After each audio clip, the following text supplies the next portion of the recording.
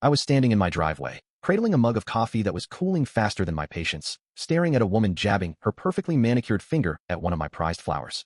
Not just any flower. It was a stunning grandiflora rose, a Queen Elizabeth variety in soft pink that I'd nurtured for 3 solid years into award-winning splendor.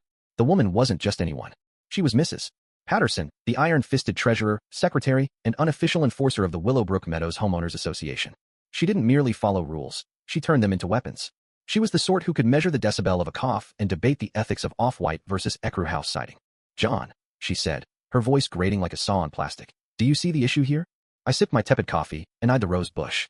It was magnificent, 7 feet tall, a lush cascade of green leaves and delicate pink blooms that smelled divine and looked like something from a museum painting. "No, Mrs. Patterson," I replied evenly. "I see a healthy plant. Is it breathing too loudly for your taste?" She didn't crack a smile. Rumor had it Mrs. Patterson's face had frozen from years of glaring at recycling bins left curbside after dusk on Mondays. "Don't be sarcastic," she snapped, stepping closer. She wore her usual outfit, a floral blouse that clashed horribly with real flowers, khaki capris, and practical sneakers built for storming over to ruin someone's morning. In her other hand, she clutched a metal tape measure. She extended it with a sharp zip click and held it against the bush's edge, then down to the sidewalk. "It's encroaching," she declared. "It's a bush, Mrs. Patterson.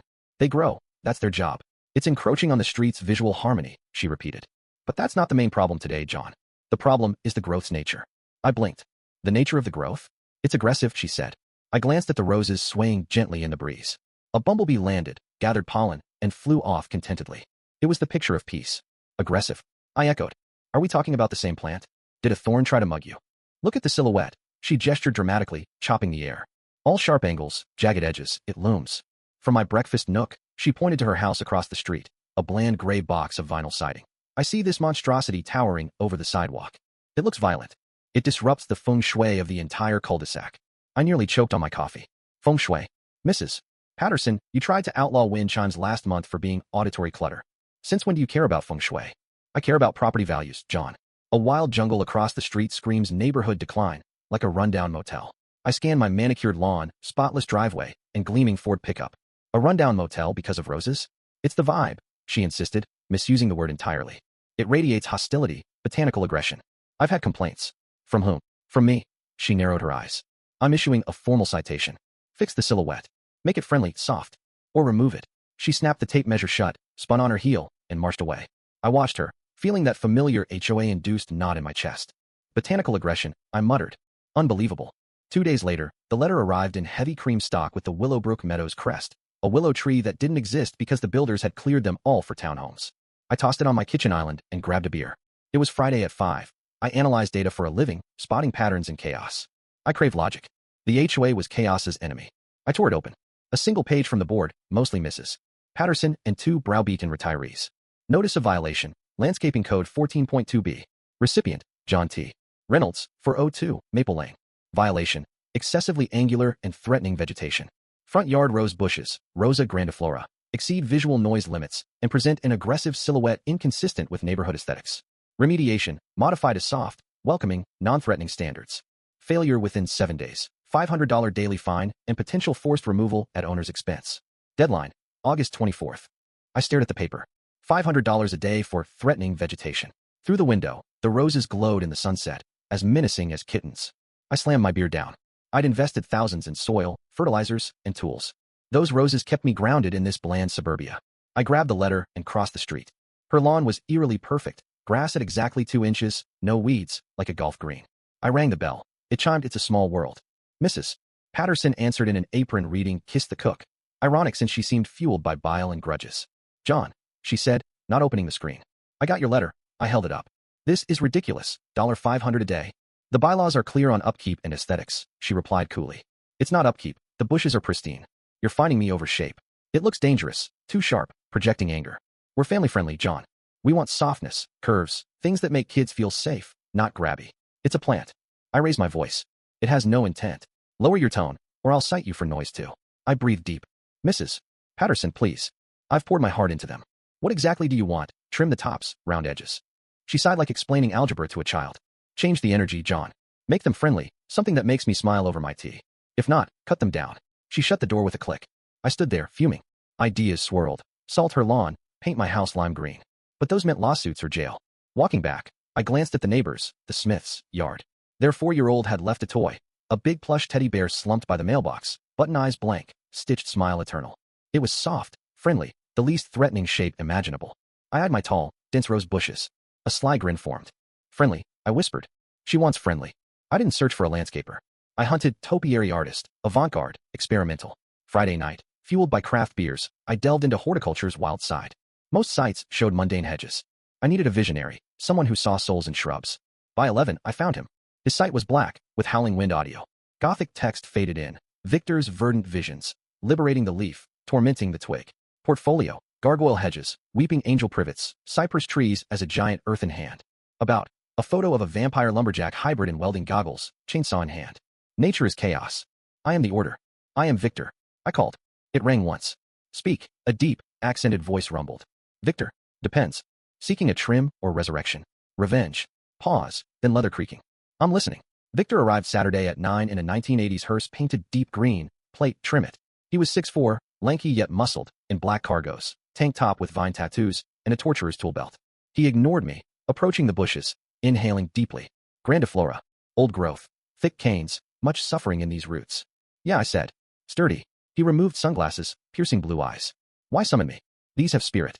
I pointed across. That house, the beige despair. Mrs. Patterson says they're aggressive, violent silhouette. She's finding me. Wants them friendly, soft, something to make her smile. Victor scoffed. She fears the thorn's truth. Turn these 3 into giant smiling teddy bears. 8 feet, cuddly, staring into her window. He pondered, touched a cane, blood beading from a thorn. Teddy bears, innocence corrupted by permanence. Subversive defiance. His grin manic. We'll make them gods of plush. Use floribunda for belly texture. Graft weave. Possible in 48 hours. For spite, I work faster. We signed inside, his contract on parchment. Cost, for $1,000, my savings. But worth it. We checked bylaws. No height limit on vegetation. Only structures over 6 feet. These were living plants. Colors natural. Victor shook my scarred hand. Crew at dawn. Creation's noise is loud. Let her hear. As he left, Mrs. Patterson peeked out, pretending to sweep. Victor revved the hearse, roaring away. I waved. She scowled inside. Sunday, 7 a.m., sacred quiet shattered. Victor returned with a war-torn van labeled Victor's in dripping red. Assistants, Carl and Spike, mini Victors in black overalls, wire spools like ammo. Deploy armatures. Victor boomed. Chainsaws roared, industrial beasts clearing the air. Birds fled, a squirrel tumbled. Mrs. Patterson burst out in a pink robe, curlers wild, like furious cotton candy. What is this? She screamed over the din. I donned ear protection. Morning. Early start per bylaws. Landscaping from 7 a.m. This is warfare. Modifying the silhouette. Softening per your order. Victor lunged at a bush. Leaves exploded. She paled. You're destroying values. Trust the process. By 10, bushes were ugly columns. Then a flatbed delivered steel bear frames, like robotic skeletons, 8 feet. Bear skeletons? The driver grinned. Neighbor war. We hoisted them over bushes. Victor wove canes through mesh meticulously. Gentle, Carl, like a lover. Thorns drew blood. Pain for beauty. By 2, shapes emerged. Round bellies, torsos, heads.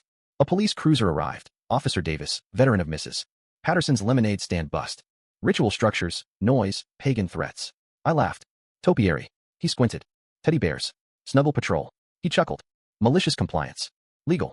Give him smiles. Friendliest ever. Sunset. Bodies lush, faces blank. Victor grafted. Black baccara for eyes, dark voids, white iceberg for grins. Mechanics. Wind catches hidden paddles. Heads not agreement. Diabolical. By midnight, tarp like giant shrouds. Unveil Monday. Shock profound. Monday deadline. I dressed neatly, coffee in hand. At 7:58, Mrs. Patterson emerged with clipboard. Covering means removal. Refining. I yanked tarps. First bear, massive, thorny green, hug pose, beady eyes, jagged white grin. Serrated leaves like knives. Oh God, a neighbor whispered. Second, leaning forward. Third, widest grin, facing her nook. She dropped the clipboard. Horrible. Who hates teddy bears? Wind blew. Heads nodded chaotically. They're agreeing. She shrieked. Stop it. Car stopped. Photos snapped. Harassment. You wanted friendly. She called 911, menaced by giants.